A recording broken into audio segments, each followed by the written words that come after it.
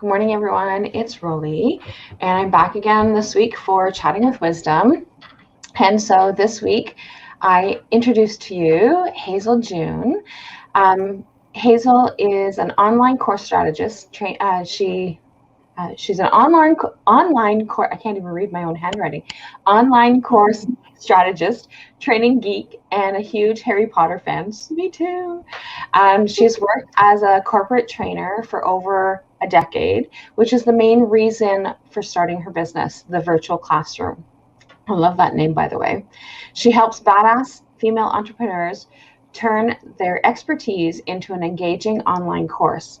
And having created over 100 classes and taught over 1,000 students, she uses her experience to bring in her simple mission of helping clients and students change more lives through powerful outcomes. So welcome, Hazel. How are you? I'm doing great. Thank you so much, Rollie, for having me here. So good to be here. Great. So can you tell me a little bit more about your virtual classroom? So you've got, so your business name is the Virtual Classroom. Like I said, I love that name. I think that's so cool. So can you tell me a little bit more about what you do in your virtual classroom? Yeah, so the virtual classroom is the coaching and training side of the business that I've built. So I actually have like an e-learning agency, which is TVC marketing consultancy, where we do done-for-you services for online entrepreneurs who want to grow their business through profitable online courses.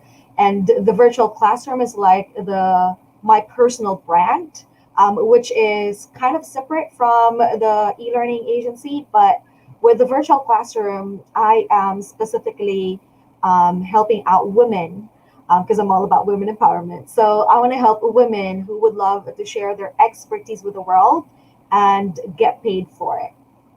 Nice. So you said, so you have two businesses, is that what you're saying? Yeah, so the virtual classroom is something that I've just started last year. And then the e-learning agency is something that I've also started last year, but then it's something that I've been doing on the side while I still have my corporate job. Okay. Nice. So that's so can you tell me a little bit more about the e-learning program as well? So the e-learning, you mean the virtual classroom? No, the other one. No worries. So yeah, the e-learning agency is more of like a marketing agency. We do done-for-you services. So what we do there is we help online entrepreneurs launch their course in 4 weeks or less without any paid ads, without all of those fancy funnels or all of the complicated tech that most aspiring course creators get caught up with unnecessarily. So that's basically what we do. We take away all of the content overwhelm and all of the tech frustration out from them so that they can focus on their zone of genius. Okay. So, so through the virtual classroom, is that how you work to help people create their online courses with that people, because your topic was how to create an online course that people love and buy. So is that through the virtual learning or the virtual classroom, or is that through the other program? It's actually both. So both of the businesses are into online courses. Okay. The only difference is the type of program or service that I provide. So with the marketing or the e-learning agency, it's more of done for you. So we do everything for them.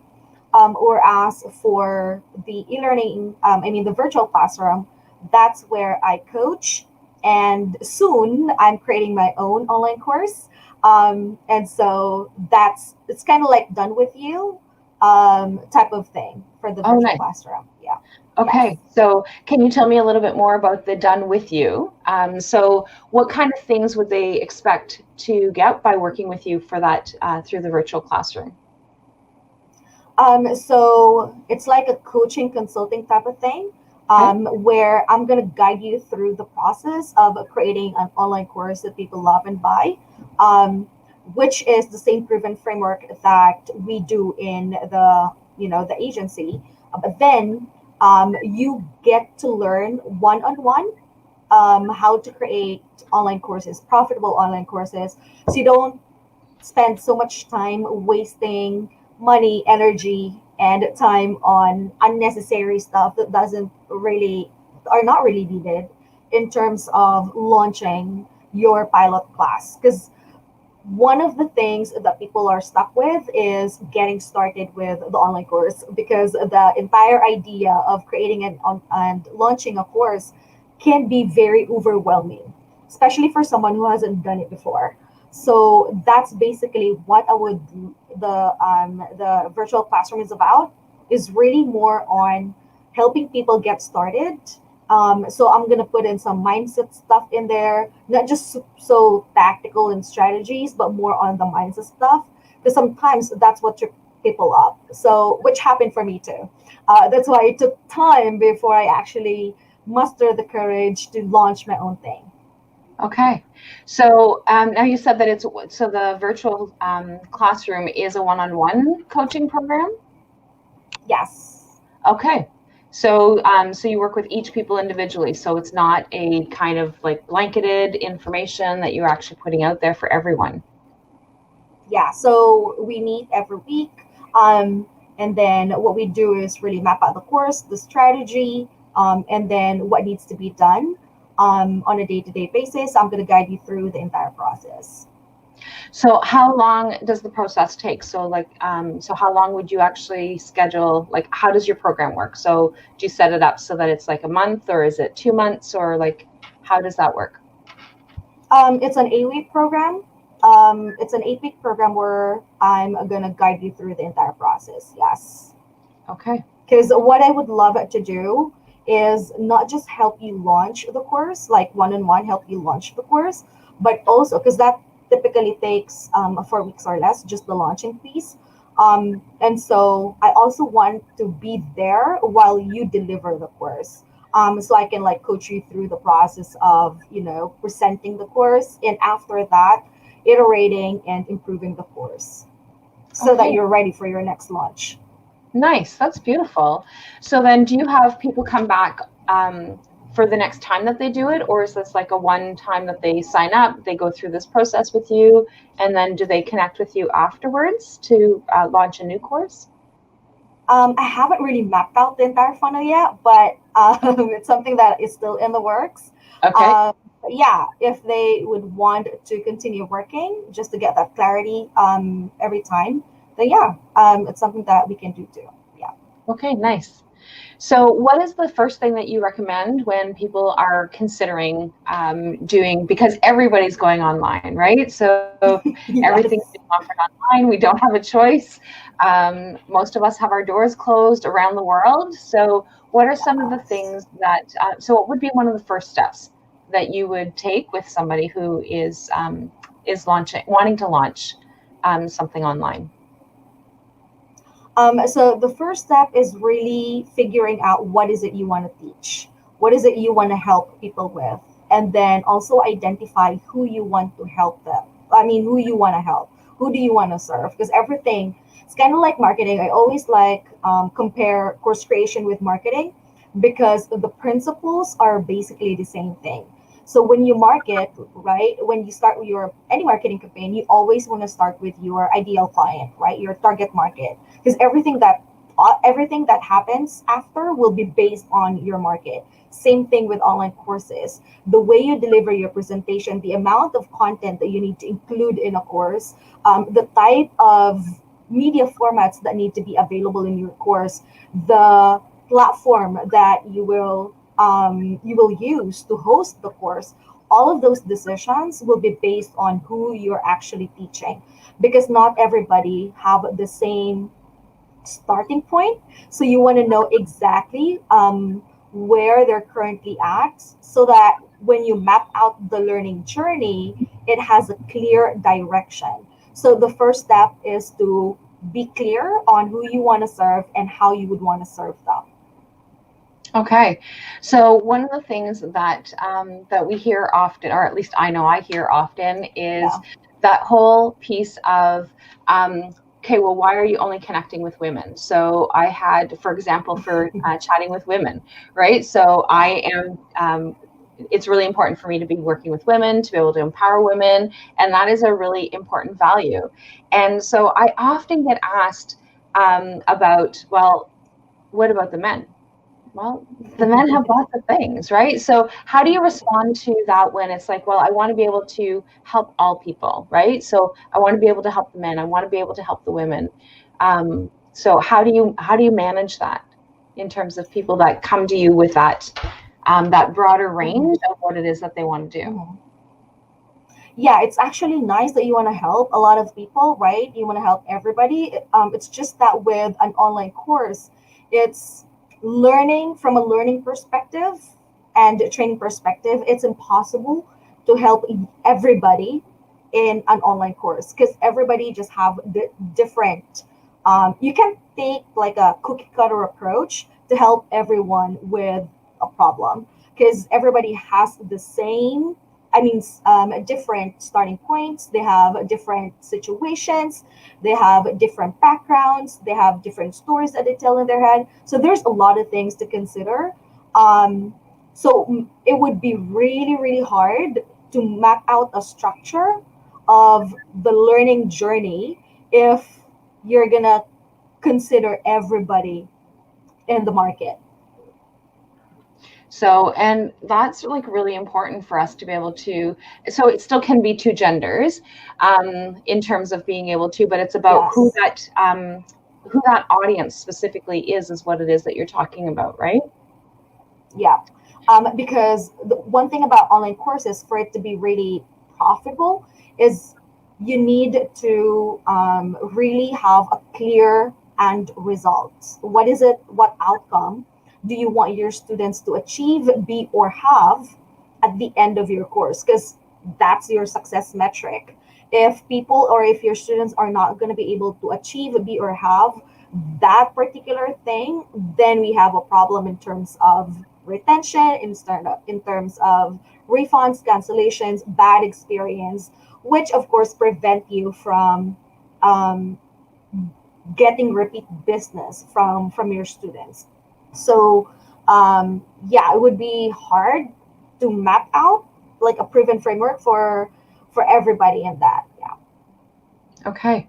So so one of the things is and I just lost my thought. It escaped me. It just disappeared. So I don't even know what my thought was. So I will remember it though. It will come up. Okay. Even if it's not during the interview, it will be at 3:00 in the morning or something silly. But so I don't even remember what I was going to ask. Wow.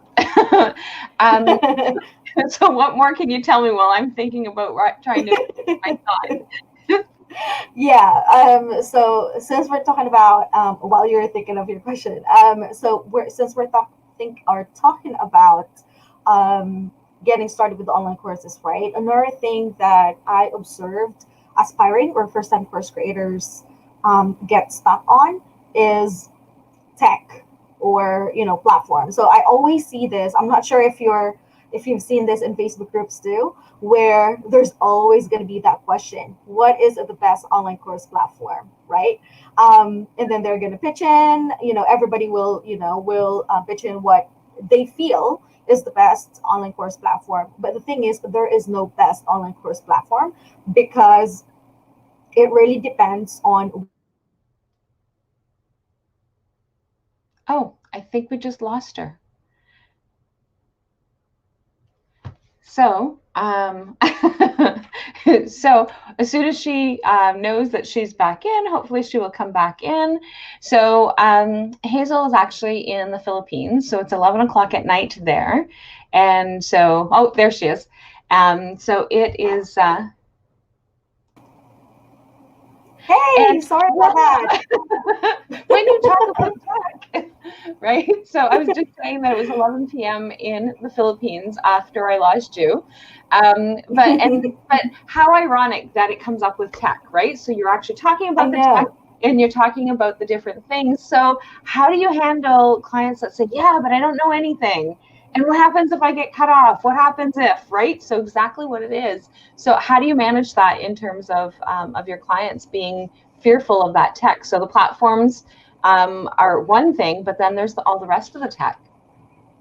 Right, right. So I always like recommend to keep it simple.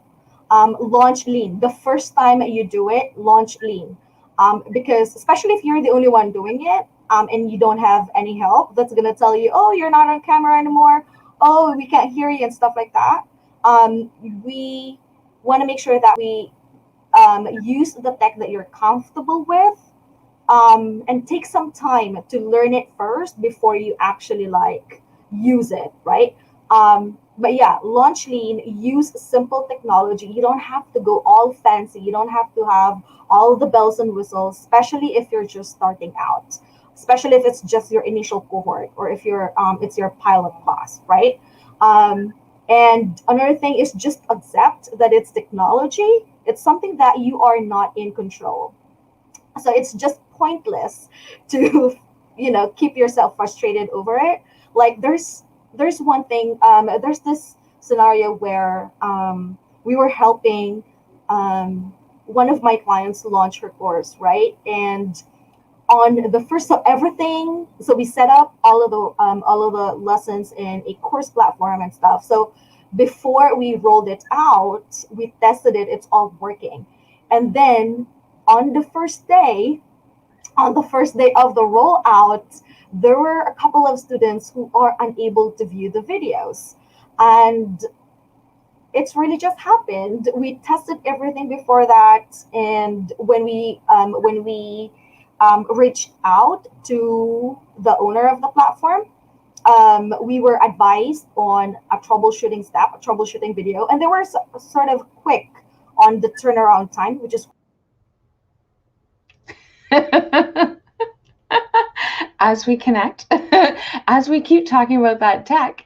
And one of the things that, oh, she's trying to come back in.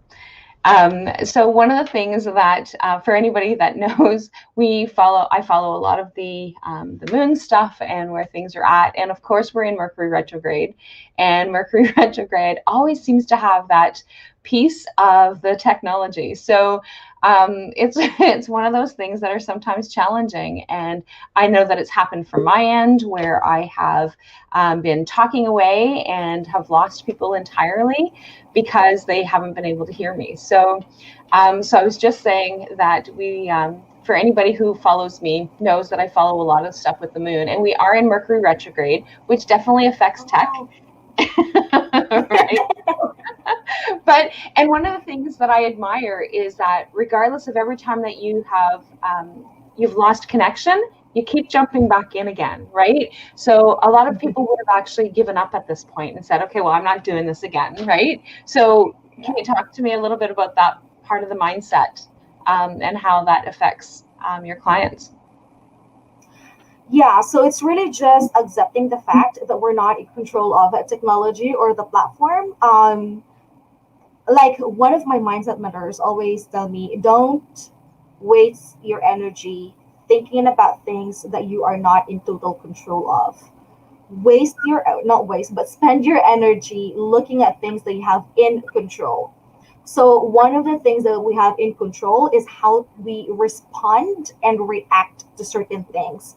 However we respond or react will actually determine what the next steps are going to look like. So if you decide to react in a negative way, then for sure the next steps and the next situation is going to be negative. But if you react to a situation in a positive way, like it's a learning opportunity, it's a teachable moment, it's something that you can share, it's a story that you can share with your students, it's a story you can share with your clients, it's a fun story that you can share with everybody. And so it's a teachable moment too, because it tells you that it's not in control, but what you can control is the way you react to it. And so yeah, that's the mindset about that. Sorry about the tech. Oh, and and it's all good. So, and that's the whole point of like, right. So again, it's so ironic that this is what it is that we're talking about, is that building and those having those different things. And because that's one of the things that a lot of people get fearful of, right? So they get fearful of, okay, well, what happens if it doesn't work? What am I going to look like? What's going to happen? How do I just kind of jump back in? And so, and that happens on, hopefully not anymore, because hopefully the service has been restored and it's fixed. But it has happened when I've been teaching on, I have a French yoga nidra class that I do on Monday evenings. And for whatever reason, there's been at least 2 times, I think 3 times, that we've been doing this, and they will be like right in the center of the meditation, and I lose complete connection, like completely, where I have to like log back in and get back in and get everything signed back up when they're like right in the middle of their meditation, right? So they're like, what's going on? What happened? So one of the things that we have agreed on is that if I disappear, just be patient. I'm coming back in. So just stay wherever it is that I had taken you in terms of that meditation, and just stay there, and I'm going to come back in and be able to go from there. But it's that, like you said, it's that teachable moment. It's that ability of being able to say, this is what's going on and this is what's happening. And like you said, we have no control over it, right? So oftentimes somebody will be speaking, we'll be doing a group course, a group session, and somebody will be talking and it's like, I can't hear you. I don't know what you're saying, right? So so it happens to all of us. It happens depending on where we are and what's going on. And even the people who pay zillions of dollars for all of their tech stuff, it happens to them too, right? So it's like, well, what happened? Where'd the person go? What happened? Right? So it's yeah, it does. There's this a client of mine that I work with, and she's actually like a multiple 7-figure female entrepreneur, and she was doing this live broadcast of her webinar, but then suddenly, just the moment that she's about to start, the internet in her condo went out, and so she has to go to Starbucks just to get it going. But then the audience was just very patient. And I think a lot of people knows this already, that, sometimes mishaps happen on tech, and they're very understanding about it, because again, it happens to everybody. Yep. And it really does. Like, so we had, where we live is, and I guess it's probably been a couple of months now, because it was before winter. So it was when it was starting to get a little bit chilly, but we still didn't have snow yet. Yeah. But like across our entire area, we had lost power. And so it was like, okay, well, I can't work. I can't connect to the internet. I can't do anything, because we're very much reliant on that. Right. So, yes. And one of the tech things that I try to avoid is doing videos on my phone as much as possible. I do the odd one, but like if I'm teaching or whatever, then I try not to jump on the phone, because that's not my area of my zone of comfort, right? So I would prefer to be at my computer where I actually have more control over the things that I'm doing, whereas on my phone, half of the gadgets don't work for me very well. So it's just easier that my computer does most of the time, does things that I need it to do.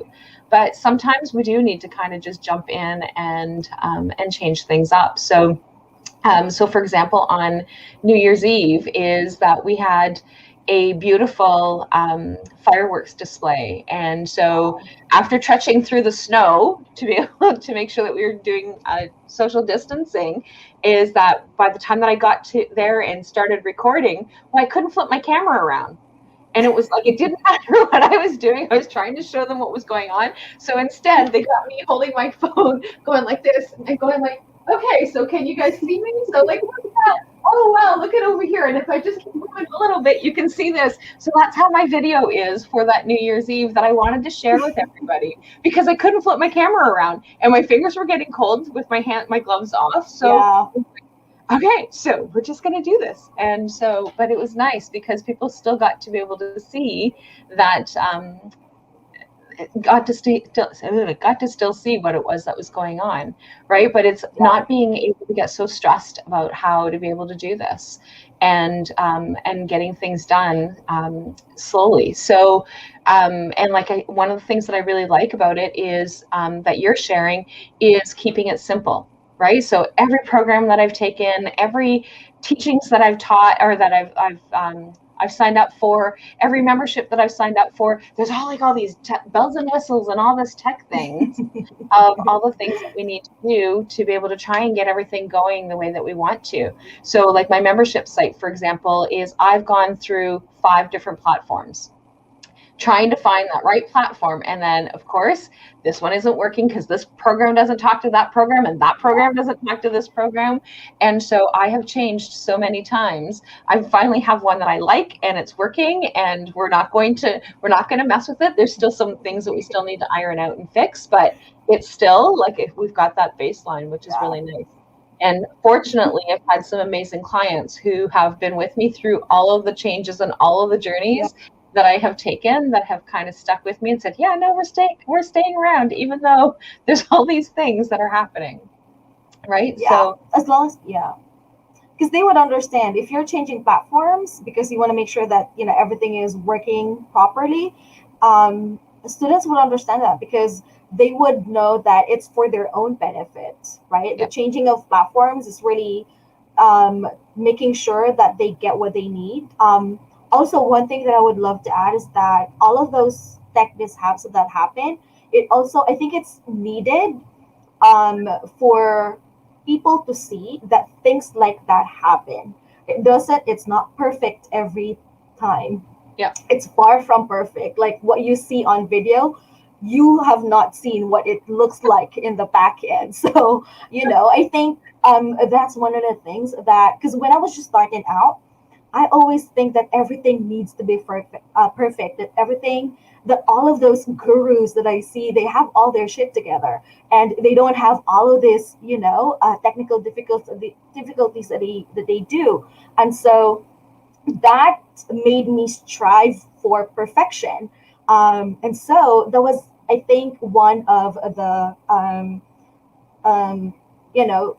things that people are challenged with. Everybody wants everything to be perfect, and it doesn't just need to be that way. So it's really nice that people see all of this, the good, the bad, and the downright ugly in terms of online businesses. And that's one of the things so anything that I offer, I now do, most of the time I do replays, and then I get to upload them into the system for them to be able to have access to them.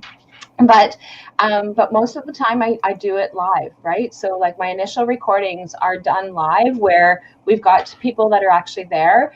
And when I first started, one of the things that I was always doing, like you said, is wanting to have that perfect. And so I would restart and I would restart and I would restart because editing wasn't a thing that was easy for me. So it was too much for me to try and use the editing thing. So I just stopped doing that and then stuck with just being able to do that. And so those are the parts that are, and like you said, in terms of those perfections. But if you came to one of my classes, I would be talking in the same way that I would be talking if I'm doing this in that recording, right? So it's one of the things that is really important for me is that, and especially because I work with a lot of people who have a lot of anxiety, right? So there's a lot of anxiety over like, I need to be perfect. There's a lot of perfectionism. And it's one of those things that I have learned over the years to be able to release. And it's not always gone 100%, but it's for the most part, because I used to have everything lined up exactly the way that I wanted it and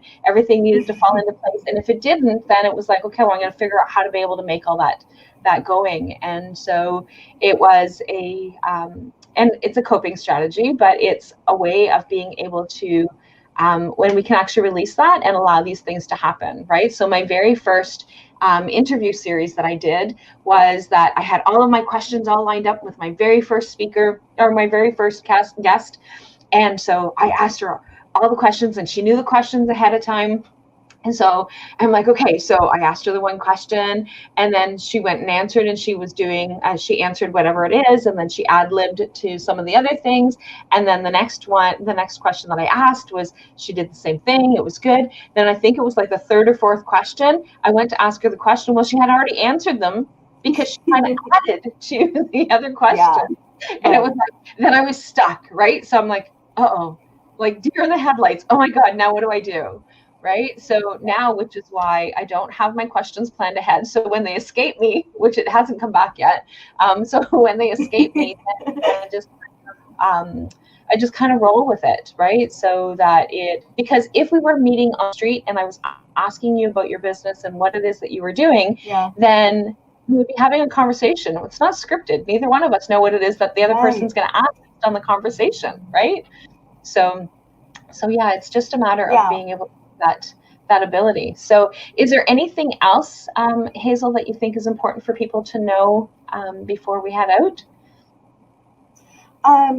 So tech is a big one. Another thing that I believe is a big one is these aspiring course creators who are spending way so much time and money creating a course before they actually validate that it's going to sell. Like I've seen this guy, he posted in one of the programs that I was in, he posted that he invested $10,000 or he spent $10,000 creating every single thing, all of the moving pieces and, getting the course out there. And when he launched it, he got no sales. So just imagine the frustration that he was in. That's $10,000 that he spent, and then there was no return, right? And so that was like a big realization for me, because I was like that too. I want everything to be perfect. I want it really nicely done, right, before I would want to launch my program. And so that's also the same thing that I was, helping my clients out before. But then that big realization hit me, and it made me realize that it doesn't have to be that way. I need to make sure that people are going to pay for the course first before I actually build it, so that I know that it's like you're getting paid to create the course instead of building it and hope it's going to sell. So that's one of the things that I think a lot of aspiring course creators need to embrace. And I'm so glad it's getting a recognition.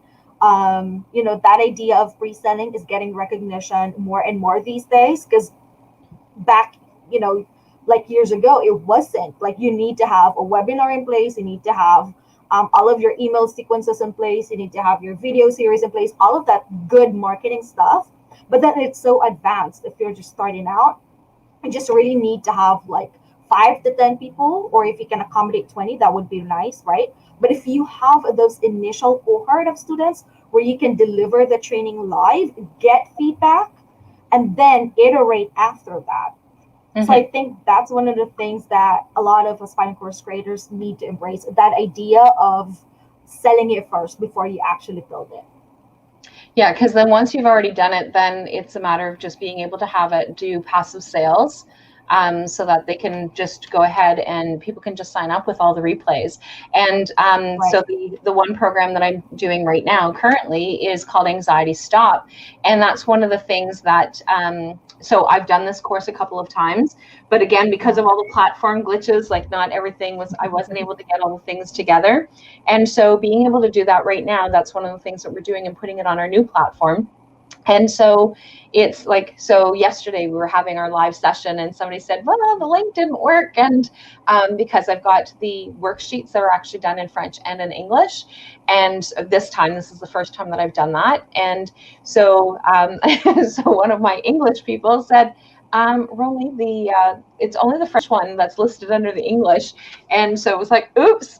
So doing those things, right? So, yep, it didn't work. So let's try it again. And so be able to get those things going that way, right? Because there are going to be those glitches. There are going to be the missing uploads and certain things are not working for certain people, and then trying to troubleshoot those different things, and which then gives you those frequently asked questions, right? Yes.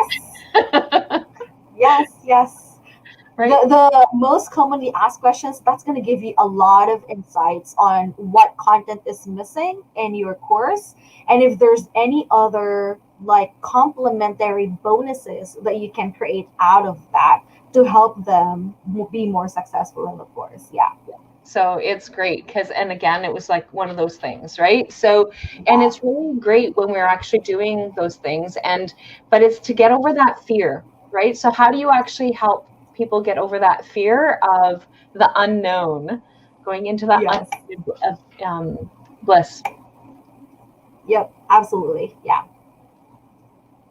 Okay, so I want to thank you for joining us on today, and thank you for being present with despite the fact of what it is that was going on, right? So each time you came back and you were not affected, or you may have still been affected, going, oh dang, but you didn't show that, right? So you jumped back on each time that happened, and so thank you for that. I think that that's really important for people to be able to see. So thank you. So is there a specific program or something that you want, a link that you want to be able to share?